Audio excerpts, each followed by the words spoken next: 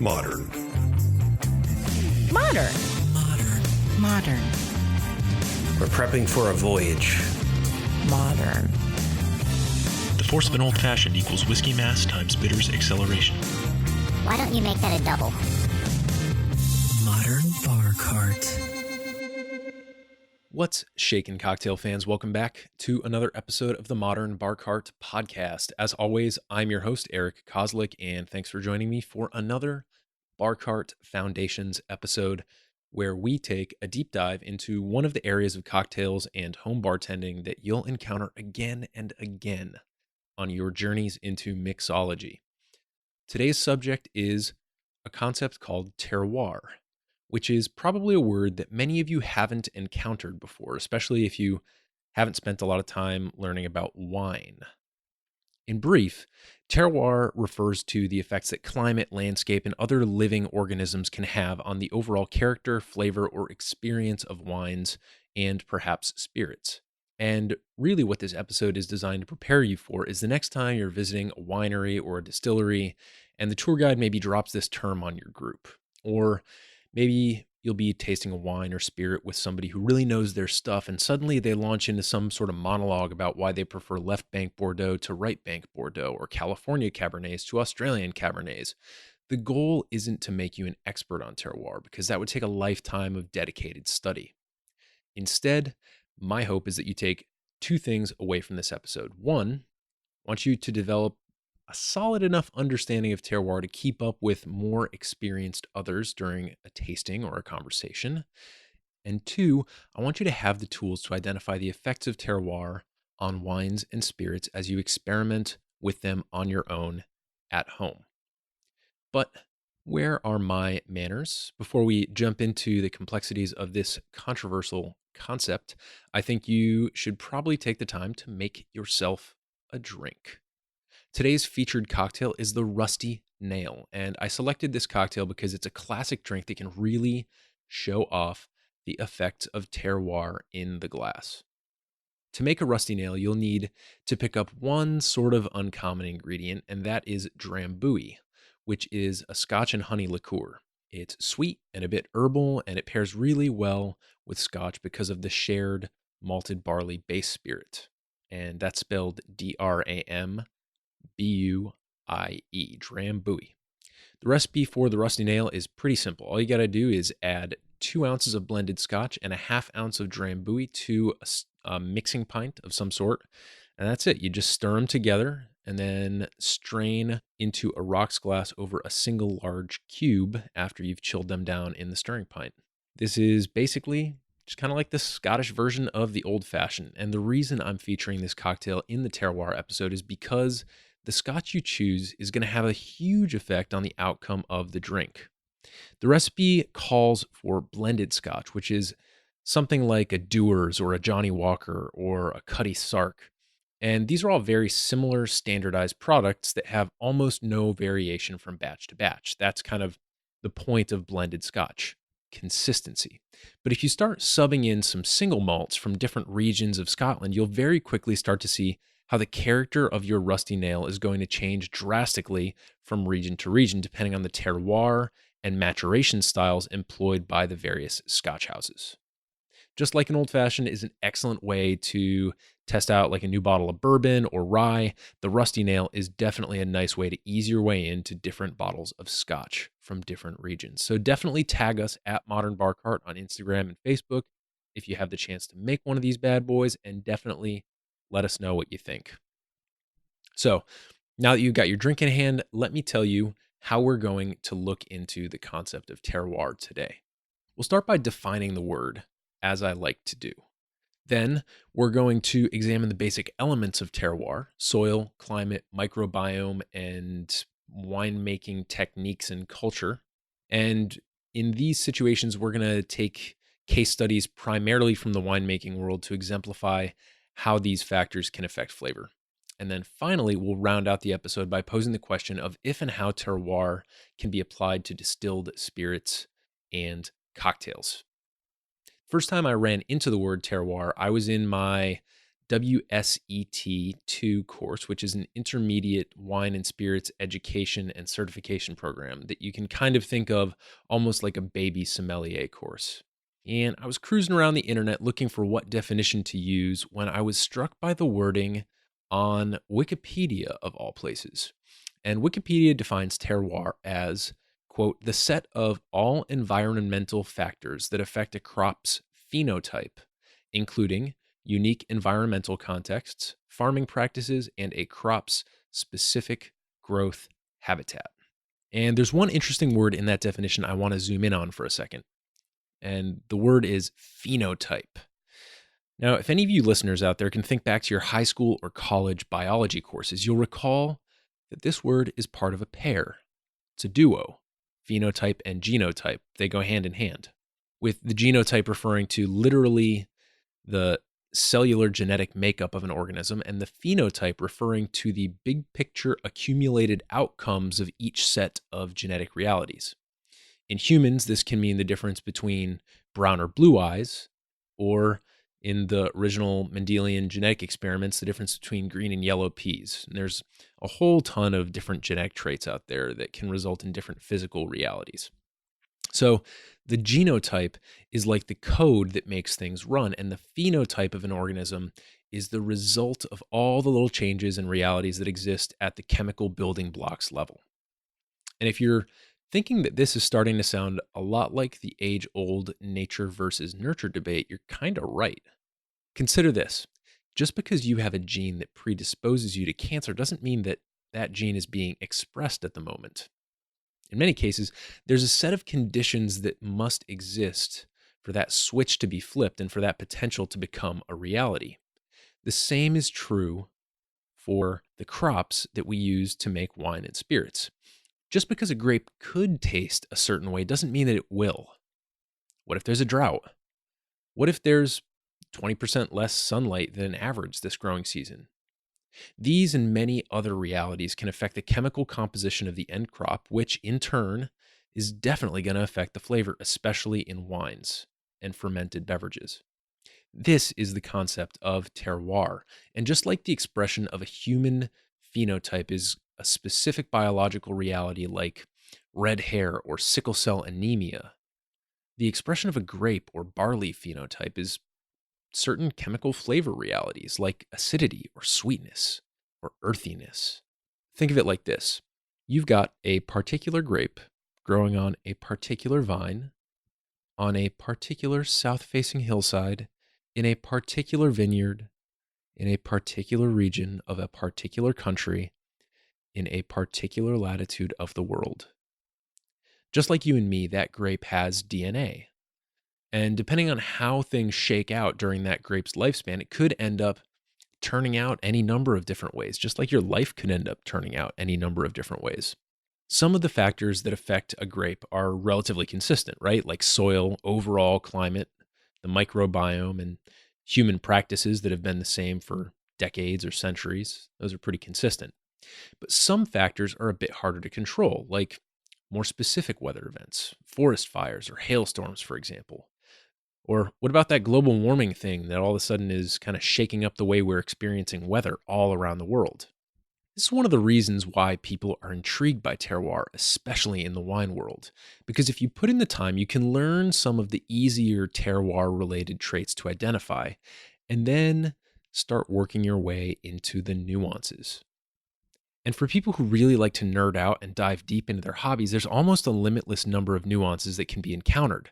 That's why people build entire careers in this industry by developing a specific type of knowledge. So, what are some of those big picture traits that you can start to identify in your wines and spirits that will impress your friends? Let's start by talking about climate. That's a pretty simple one to begin with. If you've ever looked into planting a particular type of flower or shrub in your yard or garden, usually there's some specs you need to look into. Is this a sun-loving plant or a shade-loving plant? How much water does it need to flourish? What about drainage? What about fertilizer?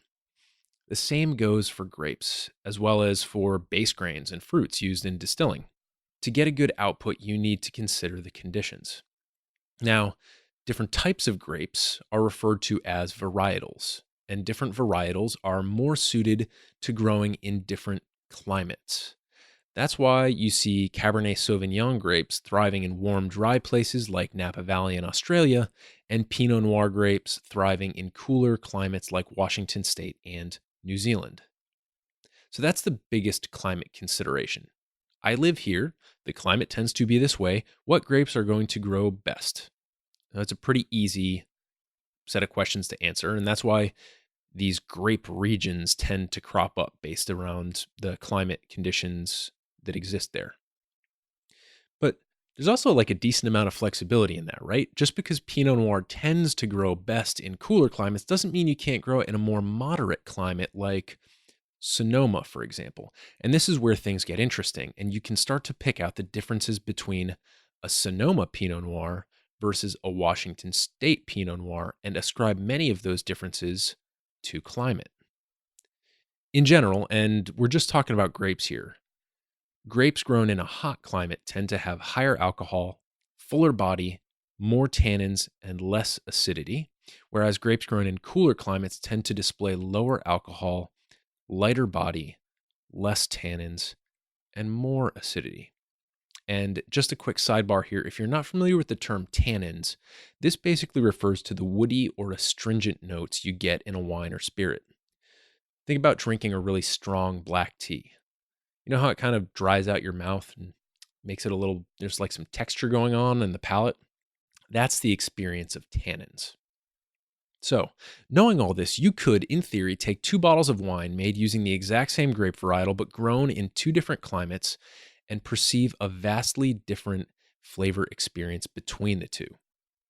Sommeliers and other wine professionals at high levels of certification must be able to identify these characteristics without seeing the bottle in a process called a blind tasting. And it's actually a part of the test. You fail the blind tasting, you can't be a somm. That just goes to show how serious people are about identifying these nuances generated by terroir. Now let's talk about soil.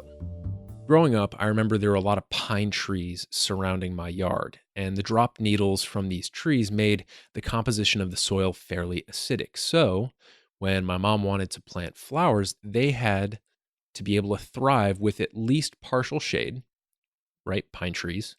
And they also kind of needed to be well suited to acidic soil. So we ended up with a lot of rhododendrons and azaleas, which are very hardy in acidic soil and don't need full sun. Soil also has a major effect on the outcome of the grapes and kind of has sort of a reciprocal effect on certain aspects of climate as well, which we'll get into in just a second here. Different types of soil tend to drain differently, which has a direct effect on how much water the grapevines have access to. And then there's the actual chemical makeup of the soil, which impacts what types of minerals are going to be absorbed by the grapes and then correspondingly incorporated into the flavor profile of the end product, the wine. Sometimes you'll hear more advanced wine tasters give tasting notes like chalky, graphite, mineral, even petrol. For example, South Africa has a lot of granite in the soil, which has a couple of different effects. First of all, it absorbs a lot of heat, which reduces acidity in the wine. Remember, those hot climate wines have kind of like lower acid. And then it also yields flavor characteristics that taste like wet stone or concrete in some instances. And to put it in context, wet stone and concrete aren't criticisms. There's a lot of crazy tasting notes out there like forest floor or mushroomy or even barnyard. And this doesn't mean that the wine tastes like a mushroom or smells like manure. It's just a small aspect of the overall flavor experience of the wine. The final major way that soil, or I suppose geology in general, can impact the outcome of the wine is called exposure, which simply means how much sun the grapes get. South-facing hillsides tend to be ideal, producing the greatest amount of sunlight. However, not every vineyard has exclusively south-facing slopes. This affects the end product. I think the most popular example of soil differences affecting flavor outcome is the case of left bank versus right bank Bordeaux wine. The premium wine producing region of Bordeaux is located pretty close to the Atlantic Ocean on the Gironde River, which is actually an estuary, a place where a river meets an ocean, basically. So it's actually quasi-tidal, especially closer to the mouth of the Gironde. One thing to remember is that most Bordeaux red wines are blends, and the question of flavor depends largely on what percentage of Cabernet Sauvignon and what percentage of Merlot are in that given bottle of Bordeaux. So if you hear the word Bordeaux, you know that there's some Cab and some Merlot. The question is, what's the percentage? Is it going to be a Cab-driven or a Merlot-driven blend? There are some other varietals in Bordeaux as well, used to kind of supplement these, but those are the two big ones. Geologically speaking, on the left bank of the Gironde, you have really gravelly soil with deep, deep limestone deposits that drive the roots of the grapevines really deep into the soil, searching for water.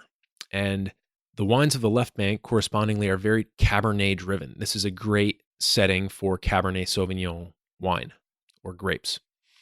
Then on the right bank, you've got more available limestone, right? So the limestone's a little bit closer to the surface and a lot more clay in the soil. And these wines tend to emphasize Merlot over Cabernet Sauvignon, making them softer, rounder, a little bit more drinkable early in their lifespan. Whereas the wines from the left bank, you're going to see people aging for decades and decades. I don't want to turn this into our intro to French wine episode, so I'm going to let it drop there, but the important thing to take away here, highlighted by the case study of left versus right bank Bordeaux, is that soil is important. One other really fascinating aspect of terroir is how the microorganisms in a given area interact with the grapes. And this is actually an emerging field of inquiry in the wine world. As we get better technology and have more access to analyzing these microorganisms, we're kind of coming up with new ways to test theories about this.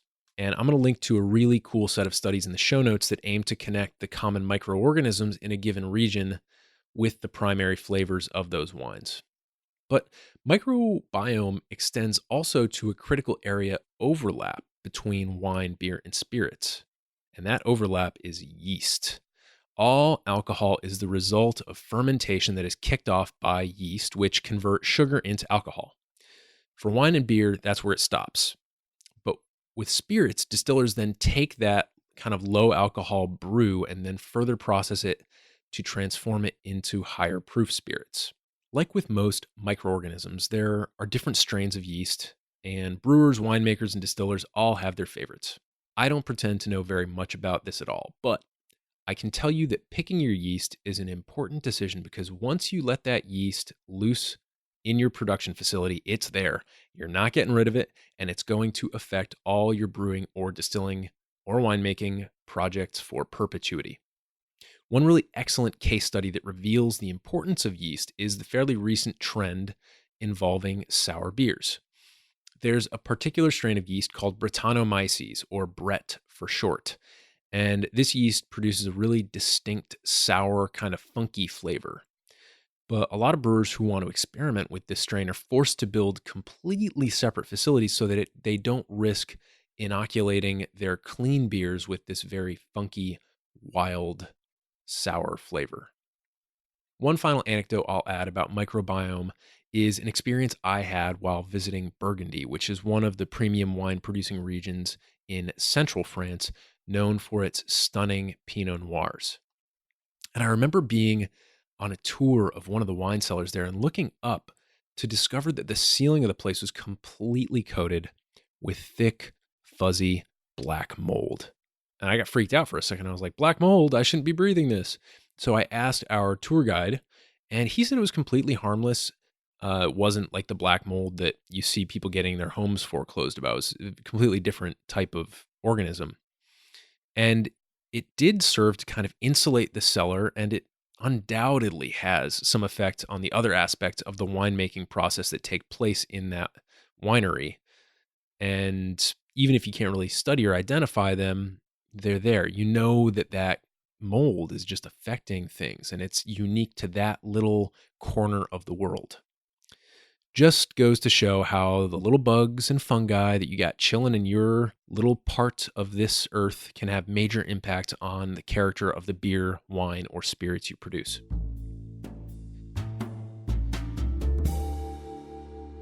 One final and crucial aspect of terroir I want to touch on here involves the decisions that humans make when it comes to growing or harvesting the crops. Notice that I'm drawing the line kind of at growing and harvesting as opposed to the actual winemaking techniques, because that's where terroir stops and kind of like process begins, if that makes any sense. And we'll touch on this in a little bit. But returning to growing and harvesting, grapes tend to grow in clusters, right? That's how it works. If you think about it, the more clusters there are on a given vine, the less resources in terms of photosynthesis and nutrients there are for that vine to share between those various clusters. So if you're a grape grower who's concerned with flavor more so than volume, which tends to be the case in these more premium wine places like Burgundy, Champagne, Bordeaux, Napa, then it makes sense that you'd want to carefully control the number of clusters on your vines so that you can ensure optimal flavor in those grapes. That's why a lot of winemakers prune their vines to achieve a specific output, both in terms of volume and flavor quality. And then there's, of course, the decision of when to harvest at the other end. At what point are the grapes perfect? Maybe last year it was September 30th, but maybe this year it's going to be October 5th. Maybe the south slope is going to be ripe a week before the southeast slope. And then there's the case of ice wine, where the grapes are allowed to freeze just once right before being harvested and pressed, which results in a sweeter product because the water is in a solid form, right? It's ice, and it can be separated out, which leaves a lot of very sweet juice. But if you mess up that very technical harvesting method, or if you're just off by 1 or 2 degrees when you harvest, you could very easily find yourself looking at an entire year's labor down the drain, which is obviously devastating. So you can see how certain decisions made while the grapes are growing and when you're going to harvest them really make a big impact on the end product. I want to round out the wine-driven part of this episode by giving you a case study that shows how all these aspects of terroir can work together. What follows is the story of Sauternes, a French dessert wine that's only grown in a small sub-region in Bordeaux. Remember how earlier I mentioned that there's a right and a left bank of Bordeaux, and they're located on either side of the Gironde estuary? Well, if you follow that body of water upstream away from the coast, it actually splits into 2 separate rivers, the Garonne and the Dordogne. And these kind of veer off in different directions, almost like legs of the Gironde. Then, if you take that left leg, called the Garonne, and you follow that river even farther upstream, you'll encounter a very cold little tributary called the Ciron River. And it's here that our story takes place. Sauternes wine is made using the Semillon grape, which is a native white grape varietal that has a rich flavor and one very special attribute when it occurs in this particular landscape. In late September, when temperatures begin to fluctuate a little bit more widely than they do in summer, morning mists are generated overnight as the warm air that is absorbed by the soil meets the cool microclimate generated by that very, very cold Ciron River. These mists create an ideal climate for the formation of a special fungus called Botrytis cinerea, also known as noble rot.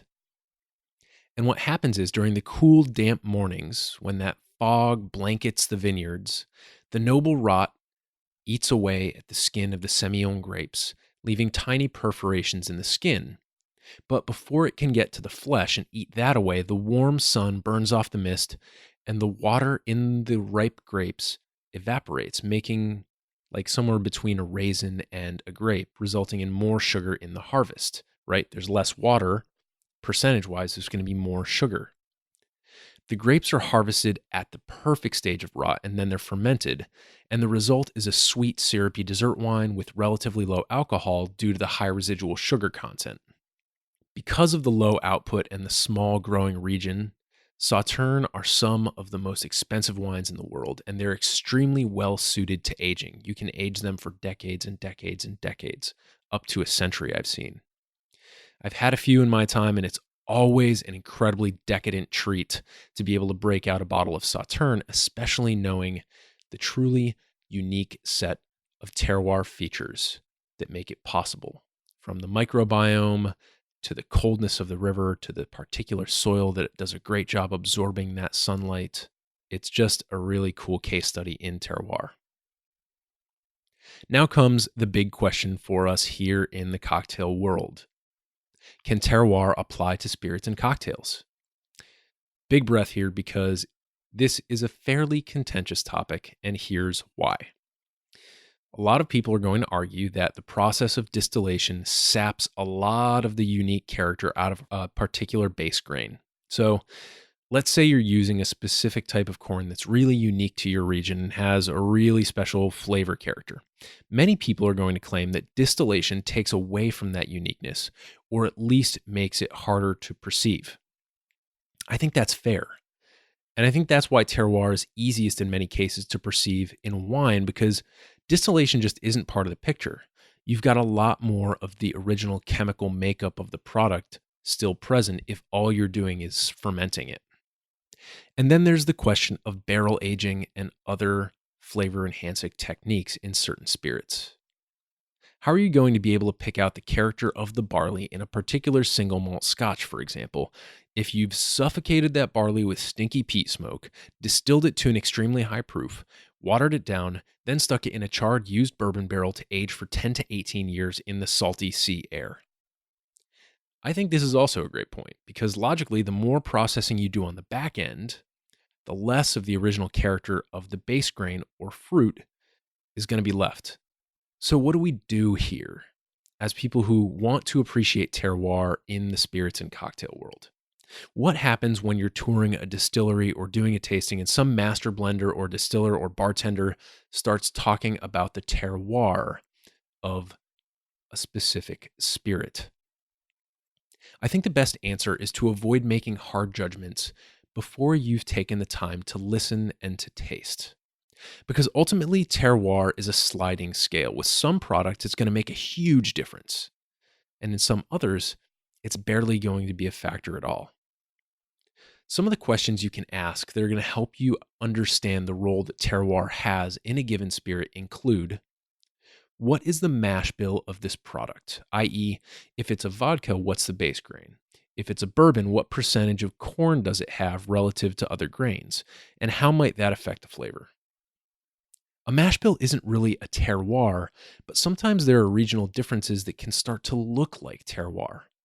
For example, the traditional difference between Pennsylvania-style rye whiskey and Maryland-style rye whiskey is that Pennsylvania distillers didn't add corn, and Maryland distillers did. The result is two very different types of products, and the driving force has more to do with human preference than it does with soil or climate of any type. Another question you can ask is, how was this spirit flavored or aged? How charred was the barrel? Was it finished in a brandy or sherry cask? Was it infused with botanicals? Was it sweetened? All of these things are going to add an additional layer on top of the existing terroir attributes that you'd be able to ascertain in that spirit and make it a little bit harder for you to pick those things out. And a final question you might consider is how this product is situated relative to its historical ancestors, the traditional methods of production. Is it cutting against historical trends, trying to do something new? Or is it maybe trying to resurrect a style that was once popular but has since vanished? Is it trying to jump on a popular bandwagon like sour beer? Or is there some aspect of real originality in this product? Is it just kind of trying to do its own unexpected thing?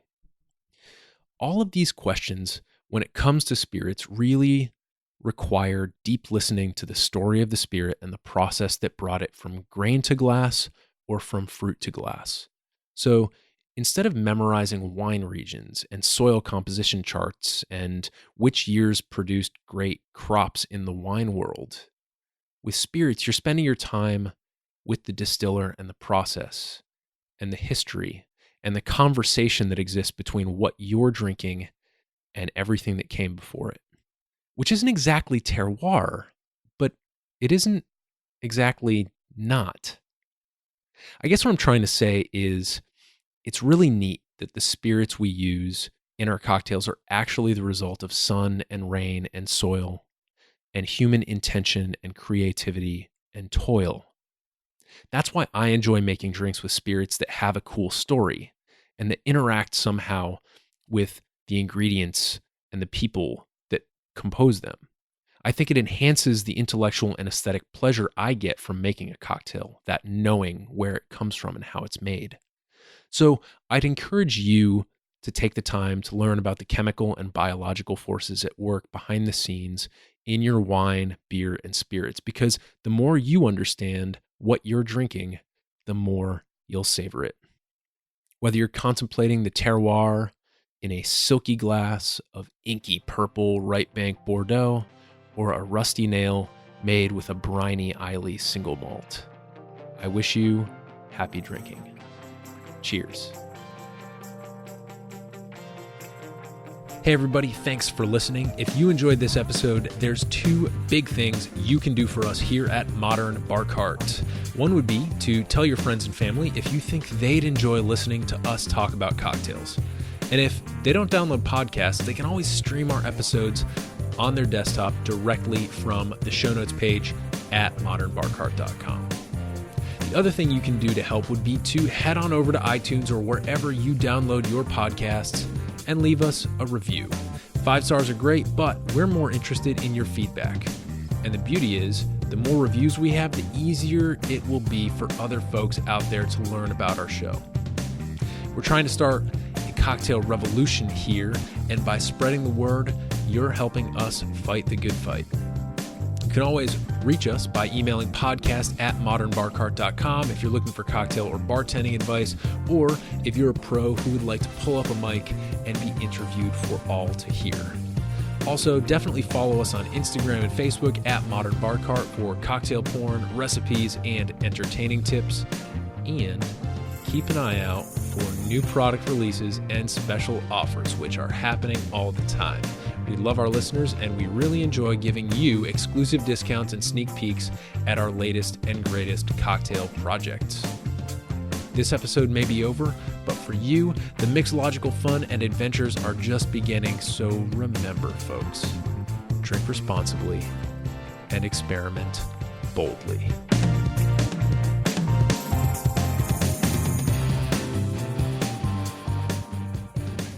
This episode was made possible with production and editing assistance by Samantha Reed and a little bit of wine and terroir knowledge by yours truly. This has been a Modern Bar Cart production, copyright 2018.